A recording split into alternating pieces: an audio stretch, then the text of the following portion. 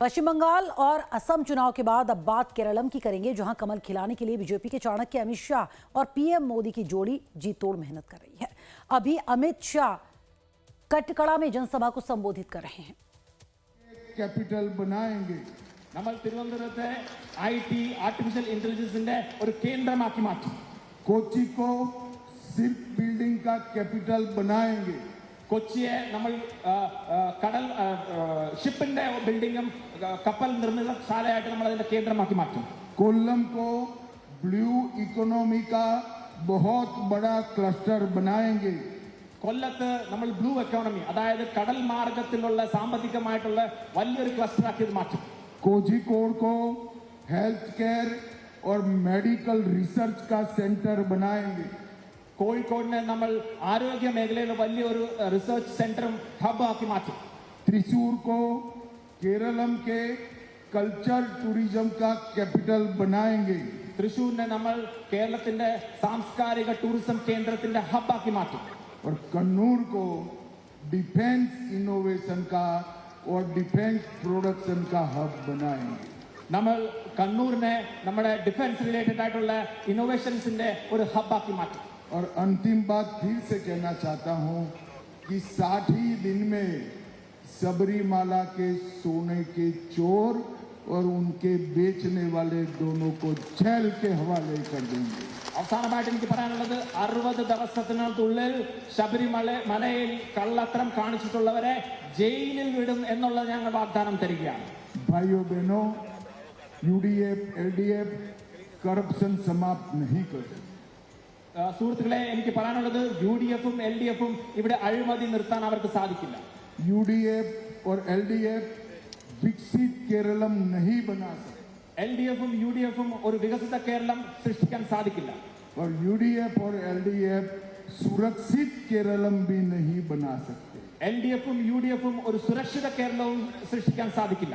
विकसित केरलम, सुरक्षित केरलम और आधुनिक केरलम केवल और केवल नरेंद्र मोदी जी के नेतृत्व में एनडीए बना सकता है.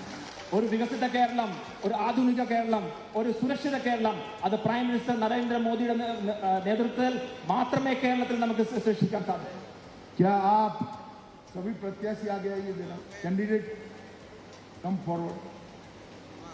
क्या आप हमारे चारों प्रत्याशियों को प्रचंड बहुमत से जिताएंगे क्या?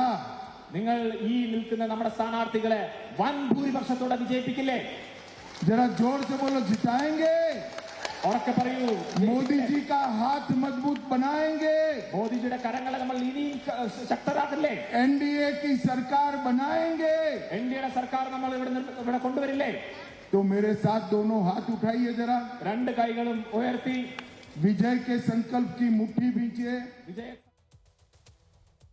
तो एक दिन पहले ही केरलम में पीएम मोदी की चुनावी जनसभा हुई थी और आज अमित शाह ने रोड शो के जरिए शक्ति प्रदर्शन भी किया। अमित शाह ने केरलम के बेपोर विधानसभा में बीजेपी प्रत्याशी के पक्ष में रोड शो किया। इस दौरान कार्यकर्ताओं का हुजूम देखने को मिला।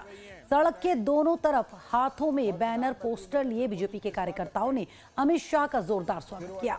सड़कों पर उमड़े इस जनसैलाब को देखकर अमित शाह बेहद खुश दिखाई दिए। बीजेपी ने इस रोड शो के जरिए प्रदेश में पकड़ मजबूत करने की कोशिश की है। रोड शो के दौरान सुरक्षा के कड़े इंतजाम किए गए थे और पूरे इलाके में उत्साह का माहौल भी देखने को मिला। बीजेपी नेताओं के लगातार दौरे और रोड शो की वजह से केरलम में चुनावी माहौल तेजी से गर्माता जा रहा है। अभी एक दिन पहले ही पीएम मोदी केरलम के तिरुवल्ला पहुंचे थे। यहाँ रैली को संबोधित करते हुए पीएम मोदी ने केरलम के लोगों को भरोसा दिया कि दक्षिण भारतीय राज्यों को डरने की जरूरत नहीं है। परिसीमन से उनकी सीटें कम नहीं होने दी जाएंगी। हालांकि इस पर राजनीति तेज हो गई है और कांग्रेस ने अपने बयानों के जरिए पीएम मोदी को निशाने पर लिया। हमने कांग्रेस के लोगों को मीटिंग के लिए बुलाया।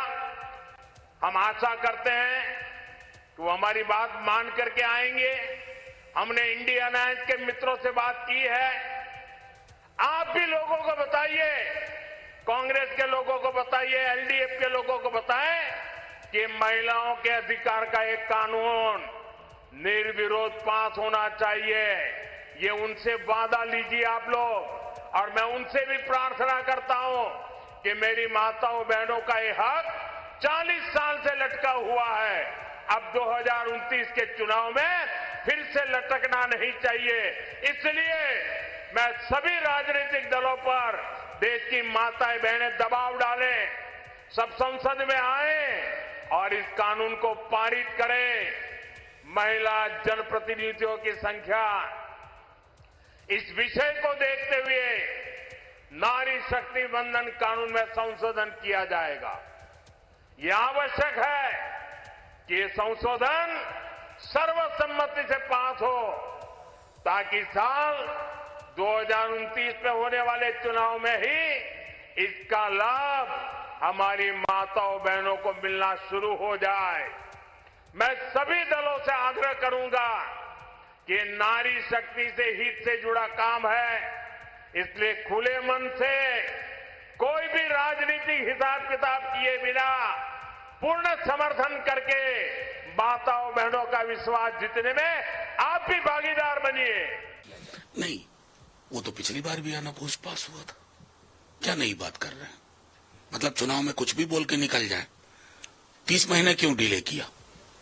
ये सवाल ये भी तो कहते हैं। मैं देश से माफी मांगता हूं कि ये मैं जब नारी शक्ति वंदन अधिनियम पास हो रहा था, मुझे उसी वक्त करना है।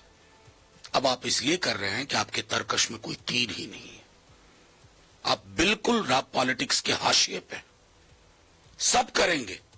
हम जैसे डीएमके जैसे दलों की मांग थी कोटा विद इन कोटा, उस पर भी विचार करिएगा, क्योंकि उस पर बगैर विचार किए हुए अगर कोई भी पहलकदमी होती है तो बाद में वो प्रतिगामी ही मानी जाएगी, प्रगतिशील नहीं। वहीं कांग्रेस महासचिव जयराम रमेश ने सोशल मीडिया एक्स पर लिखा है कि पीएम मोदी अपनी पुरानी चालों पर उतर आए हैं, जिसमें वो गुमराह करने वाले बयान देते हैं, जिसका मकसद धोखा देना होता है। उनका कहना है कि अगर लोकसभा की सदस्य संख्या 50% बढ़ा दी जाए और लोकसभा में हर राज्य की सीटों की संख्या भी 50% बढ़ा दी जाए तो दक्षिण भारतीय राज्यों को किसी भी तरह से नुकसान नहीं होगा। ये देश की जनता को धोखा देना है, जिसमें पीएम को महारत हासिल है। उदाहरण के लिए लोकसभा में यूपी और केरलम की सीटों के बीच अभी 60 का अंतर है। श्री मोदी के प्रस्ताव से यह अंतर बढ़कर 90 हो जाएगा। इसी तरह यूपी और तमिलनाडु के बीच का अंतर 41 से बढ़कर कम से कम 61 हो जाएगा। ऐसे और भी कई उदाहरण दिए जा सकते हैं। श्री मोदी एक ऐसे प्रस्ताव को लागू कर रहे हैं जिससे बड़े और ज्यादा आबादी वाले राज्यों को ज्यादा फायदा होगा, क्योंकि उनकी पहले से ही ज्यादा संख्या और ज्यादा बढ़ जाएगी। इससे न सिर्फ दक्षिण भारत बल्कि पंजाब, हरियाणा और पूर्वोत्तर के राज्यों का भी सापेक्ष प्रभाव कम हो जाएगा। केरलम के रण में बिहार की गूंज भी खूब सुनाई पड़ रही है। कुछ दिनों पहले तेजस्वी यादव ने केरलम में एक चुनावी रैली को संबोधित करते हुए बिहार को गरीब और पिछड़ा प्रदेश बताया था, जिस पर राजनीति देखने को मिली थी। लेकिन एक बार फिर से तेजस्वी यादव ने अपने पोस्ट के जरिए बिहार की सरकार को घेरा। तेजस्वी ने लिखा, बिहार को सबसे पिछड़ा और गरीब राज्य बताने पर भ्रष्ट शासकों को अपमान लगता है, क्योंकि ये इनके सफेद झूठ और अपार असफलता का पर्दाफाश कर इनकी सच्चाइयों को उजागर करता है। इसलिए एनडीए के कर्णधारों को ये असहनीय दर्द पीड़ा होती है। तेजस्वी यादव के इस आरोप पर जेडीयू ने पलटवार किया है। From a Bihar state, which is the poorest state of the country, and I have come to Kerala, where in Bihar we give examples that Bihar should be like Kerala. We are very proud of Keralam people. राजनीतिक पर्यटक के रूप में Bihar launch किए और बिहार आने के बाद ट्विटर पर अपना बयान दे रहे हैं। अरे जनता ने आपको क्विट कर दिया है, आपके बयान को कोई तवज्जो देता है?